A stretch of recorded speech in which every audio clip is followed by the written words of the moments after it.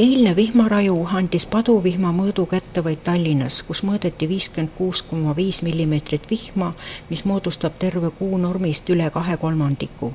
Tähelepanuväärne on see, et see suur sadu kestis napilt tunni ja pole siis ime, et madalamates kohtades väiksed järved tekkisid. Kui võtta tänased ilmamudeli arvutused, on pärastlõunal suurimad sajuhulgad taas Harjumaal, seal siis kuni 50 mm, kuid tugevat äikesevihma jagub ka Lõuna- ja Kesk-Eestisse. Sadusid põhjustab ka täna Ukraina ja Valgevene kohalt Läänemereni ulatuv madalrõhuala, selle taandumist on oodata alles hilisõhtul. Päeval puhub ida pool idakaarte tuul, saartel ja Lääne-Eestis on tuul loodest ning tugevneb õhtuks 10–12 meetrini sekundis.